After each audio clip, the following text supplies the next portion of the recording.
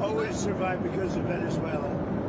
Now they won't have that money coming in. They won't have the income coming in. You know, a lot of Cubans were killed yesterday. You know that. A lot of Cubans were killed. Do you know how many? The bodyguards. No, they're looking, but there was a lot of death on the other side. No death on our side, but there was a lot of death on the other side, unfortunately. But a lot of Cubans were killed yesterday, trying to protect them. There's been protesters killed in Iran. You said we were locked and loaded, ready to go. What is the line there for when the U.S. is going to get involved in those protests? We'll take a look. We're watching it very closely. If they start killing people like they have in the past, I think they're going to get hit very hard by the United States. And I just add something. So when he first got elected in January, we met, biggest comeback ever. We talked about You think so, really? I didn't feel it was a comeback, actually. So Because the first one was... the bottom line is we talked about a drug caliphate in our backyard. We had Venezuela, we have Cuba, we have Colombia in our backyard. And these three countries have been condemned ever since I've been in politics. Joe Biden put a $25 million bounty on Maduro's head. Chris Smith, the day he got inaugurated, said, I hope Trump will hold Maduro's feet to the fire. He did. So what has he done? He's going to clear our backyard of a drug caliphate, countries run by narco-terrorist dictators who murder, rape, send drugs into our country to kill thousands of our citizens. To my Democratic friends, you should be celebrating this. When bin Laden went down, I was the first to applaud President Obama. This was one of the most sophisticated military operations in the history of the country. What they were able to do was amazing. They knew we were coming.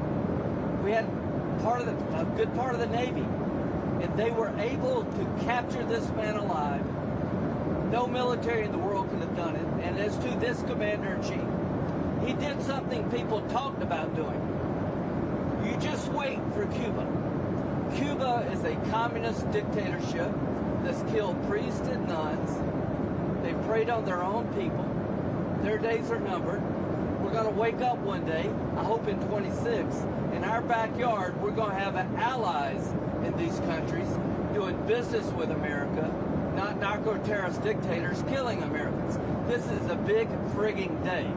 And everybody in the world is thinking differently than they were just a few days ago because of what you did. By the way, you mentioned something that's interesting. Lindsay mentioned bin Laden. I wrote about bin Laden 1 year before the attack on the World Trade Center. And I said, you got to go after bin Laden. It was in my book. And very few people want to say that, but it was in my book. You know that. I think you've actually talked about it. But if they would have listened to me, they would have taken out bin Laden, then you wouldn't have had the World Trade Center tragedy. Yeah, this is certainly going. Did you know that? I predicted bin Laden. I learned something every day. No, but did you hear that? Well, I did now. I just heard it right No, now. I wrote a book. It was 1 year before the attack that the book came out, and it talked about, there's a whole page, a whole section dedicated to a guy named bin Laden who's a bad guy who you have to take out. So I'll get the book. But right after the election, he told me, I'm going to clean up our backyard. Now, this was before he took office. This was one of the president's priorities, is to make sure that people in our backyard, narco-terrorist states, will not continue to kill Americans without it. The number of people that will be alive today because Venezuela will be in different hands is going to be tens of thousands. This is something to be celebrated, whether you like him or not. Not just Venezuela. It's what's coming out of Venezuela in the form of ocean-going and Gulf-going and sea-going boats. Every time we knock out a boat, and we've done a lot of them, we did 3 over the last few days, they're very rare now. You don't see too many of them. But drugs by sea are down 97%. Think of that. And now we're going to stop it by land, too. The land is easy. We had to do the sea before we did the land because it just works out. Yeah, you were just talking about the land, but it sounded like... And by the way, you have to do something with Mexico. Mexico has to get their act together because They're pouring through Mexico, and we're going to have to do something. We'd love Mexico to do it. They're capable of doing it, but unfortunately the cartels are very strong in Mexico. I remember one time you actually, speaking of Mexico, I asked you about Claudia Sheinbaum, and you told me at one point you had offered to send U.S. troops into Sure, I Mexico did. to combat drug trafficking there. Is that something you'll I still like talk Claudia. about? I think she's a terrific person. I would say every single time I talk to her, I offer to send troops. And she's just not willing? She's concerned. She's a little afraid. The cartels are running Mexico. Whether you like it or not, it's not nice to say, but the cartels are running Mexico. Yeah, speaking of those U.S. troops, I mean, one thing that Americans and a lot of people are wondering, you just sounded like you weighed out another strike, another land strike at least in Venezuela. You sound like you weighed that out. But, No, we didn't need it. But- We were prepared to do a second strike if we needed it. We're totally prepared. but that's And off we're the still table. prepared. That's off the table now. No, it's not. If they don't behave, we will do a second strike. Will you demand The that question is Venezuela- that the American troops, are they going to be on the ground? They're doing any kind of peacekeeping. I think Americans are very... Depends on what happens. It depends a little bit on the new administration, if you want to call it. So do you see that pushback from Rodriguez and ultimately... Well, I don't think it was pushback. I think that, She called frankly, it... well, you know, you hear a different person than I hear. Really? So you have spoken? We talked to them. Oh, you did speak. They've been very good. Because she called it kidnapping of Maduro. So it's not a bad term. Go ahead. Now, are you going to demand that Delcy Rodriguez let opposition figures return or free any political prisoners? We haven't gotten to that yet. Right now, what we want to do is fix up the oil, fix up the country, bring the country back, and then have elections. Now, is it fair? We better bring the country back. Otherwise, you're gonna have a mess that's so bad. It was really bad. It's going to get a lot worse unless we go in and fix it. Is the U.S. going to reopen its embassy in Caracas or get the We're thinking about it. We've been asked to do it. You We've had... actually been asked to do it. Do you think you and Putin and on the phone, of course, with Zelensky at Mar-a-Lago, Yeah. you told me that... Numerous times. You told me that your New Year's resolution was peace on earth. Do you think that 2026, if you could set a deadline in the Russia-Ukraine... I don't do deadlines, but I would say that, you know, like as an example, Thailand and Cambodia. I was very proud of that. Wait a minute. And they started up again and they got it solved. Where does that I give myself 1/4 of a point for that. So now I'm 8 1/4 points because they started up Thailand and Cambodia and now it's okay. So where does it actually stand between Russia I think and we'll have a Ukraine deal right now? at some point, hopefully in the not too distant. So I don't know if you saw the numbers just came out. 30,000 soldiers were killed this current month. And there was that 30,000. 27,000 the month before. You and Senator Graham discussed additional Russia sanctions. We discuss it all the time. There's nothing else I talk to him. I don't consider him very exciting to talk to, except when we're talking about legislation. And we talk about legislation all the time. You think that's an exciting relationship? It's not. But we talk a lot about legislation, and we have great legislation coming. You want to tell us? So the tariff bill, so here's what I believe. I don't think we could have secured the border without the threat of tariffs. I don't think we'd have a European trade deal without the threat of tariffs. So if you want to end this conflict, then put pressure on Putin's customers. He sanctioned the 2 largest oil companies in Russia, which is the biggest pressure anybody's put on Putin since the war started. But we have 85 co-sponsors to give this president... It's hurting Russia very bad, the sanctions. Oh, yeah. So this bill would allow... And India also is well. Yes, sir. So he put a 25% tariff on India for buying Russian oil. I was at the Indian ambassador's house about a month ago, and all he wanted to talk about is how they're buying less Russian oil. Would you tell the president to relieve the tariff? This stuff works. So I'm hoping we'll bring the bill up, and it's from 0 to 500. He picks the number. Nobody else does. But if you're buying cheap Russian oil, keeping Putin's war machine going, we're trying to give the president the ability to make that a hard choice by tariffs. I really do believe that what he did with India is the chief reason India is now buying substantially less Russian oil. So I hope we pass this bill soon. And after Well, this... they wanted to make me happy, basically. He wanted it. Modi's a very good man. Yes. He's a good guy. He knew I was not happy, and it was important to make me happy. They do trade, and we can raise tariffs on them very quickly, and it would be People are very afraid bad of for that. them. All that said, you told me you were very thrilled. And I'll tell you something, the Russian economy is lousy. But what's really lousy is the Venezuelan economy. The Venezuelan economy is, I think, the worst economy I've ever seen. If you look at inflation, things are doubling every day. It's a disaster. We got to fix the country fast. President Trump, are there going to be any more? You said the oil companies are going to go in there. Are there any other companies that you've talked to about dealing with Venezuela? Maybe Mr. Lutnick could talk about that. Are there any other corporations, entities outside of oil? Outside of the oil business. Like who? Well, the oil business, yes, but outside, yes. How would you They have steel, you have minerals, right? All the critical minerals. They have a great mining history that's gone rusty. So steel, aluminum, but minerals, I mean, this is all, it's a rich. It was once upon a time one of the great economies and cultures of the world, and it was destroyed, and now President Trump is going to fix it and bring it back. For the Venezuela. But it's not easy. It's really gone bad. Any rare earth? But it's got potential. What? Maybe any rare earth minerals? They have rare earth, but everybody has rare earth. Rare earth is not rare. What's rare is the processing. We're doing processing plants. There's no such thing as rare earth. The rare earth is everywhere. What isn't everywhere is the processing of rare earth, and we have a lot of places going up right now. One thing the oil producers will react to is the Minnesota fraud that we've seen play out. Well, it just doesn't get worse. I've reacted. It's almost not even believable. This very stupid, low IQ governor, he's a very stupid man, because, I had a campaign against him with JD. And he's a stupid man. And he's a corrupt politician. And the Somalians are ripping off our country to the tune of, looks like $19 billion, but that's only what they can find. So usually when you're looking at 19, that would mean it could be 50. But the numbers are astronomical. Think of it. They have a dead country.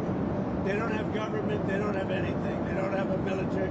All they do is run around shooting people and trying to capture ships. We don't let them take ships anymore. You know why? We use the same exact missile on them that we use on the drug carriers.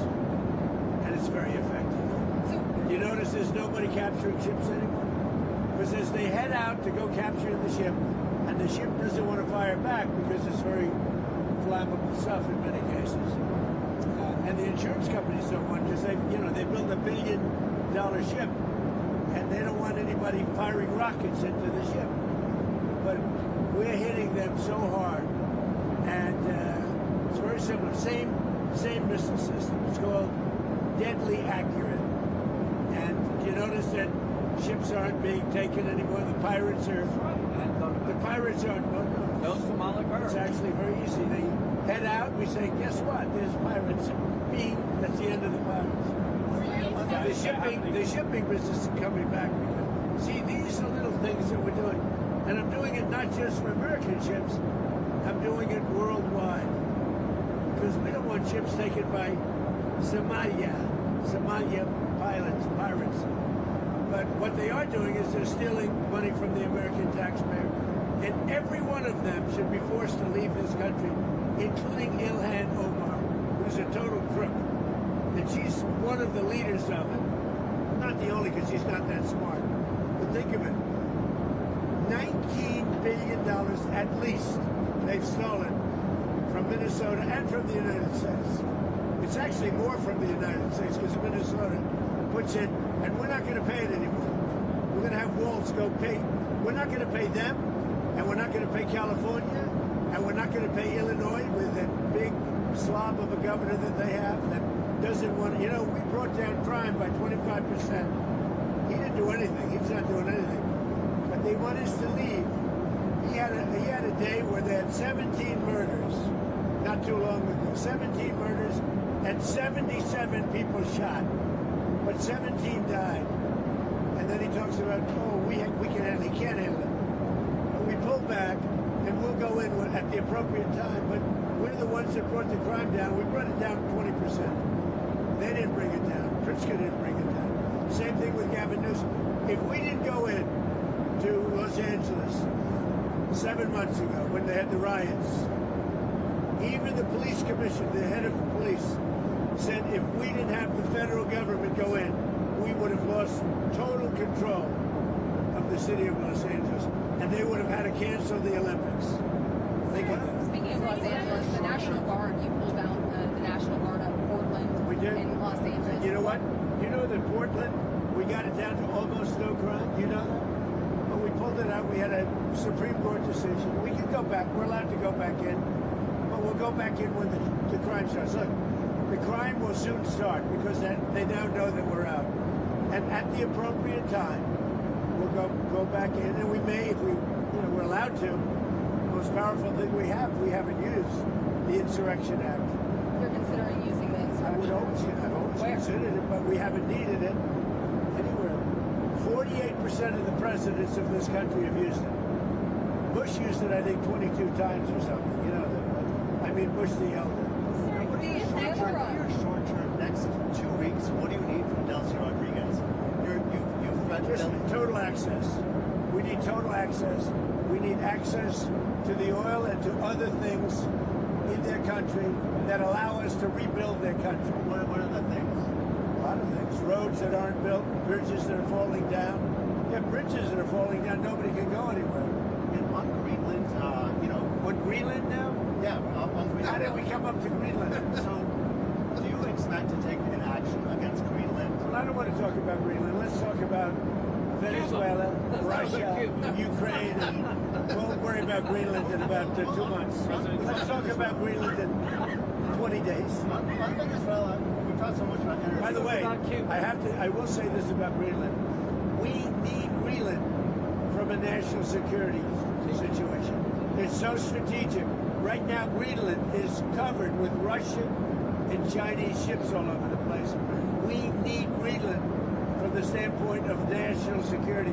And Denmark is not going to be able to do it, I can tell you. You know what Denmark did recently to boost up security in Greenland? They added one more dome sled. It's true. They thought that was a great move. What would the justification be for a claim to Greenland? What would the justification Oh, I don't want to talk about Greenland now. I just say this. We need Greenland from the standpoint of national security. And the European Union needs us to have it, and they know Are that. you I think worried there's at all some that confusion the about- operation in Venezuela will affect your relationship with Xi Jinping in China? No, I don't think so. I have a very good relationship. We have the power of tariffs, and he has other powers on us. Are you still planning to travel to see him in April? Yeah, I'll be going in April. I think there's some confusion from Americans and maybe the community world when it comes to what you said about Rodriguez earlier today in a phone interview. You said that she would face the same fate, if not worse, than Worse. Maduro. But it sounds like you're talking to her on the phone and wanting to work Not with me, her. my people. And It's the you same. are considering her power. Can you just clarify where you stand on Delcy Rodriguez right now being in I don't have to tell you. I just say that she will face a situation probably worse than Maduro. Because, Maduro gave up immediately. So she could also He raised his hand, he gave up. And he did the right thing, but he gave up. So we were so effective, and it was so fast and violent. It was very violent.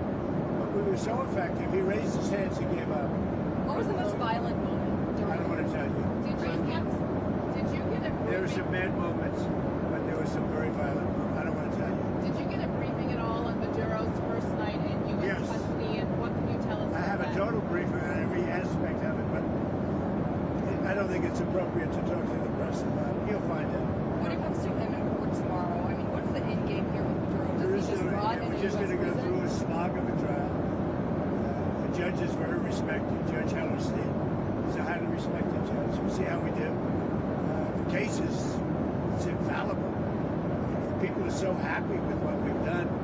You go down to Miami, you go down to a lot of places, and they're all dancing in the streets of this country. He was a rough man. Killed millions of people. He killed millions and millions of people. After he stands Can trial, I just say something? This is a good thing, not a bad thing. President Biden put a $25 million bounty on the guy's head. Why?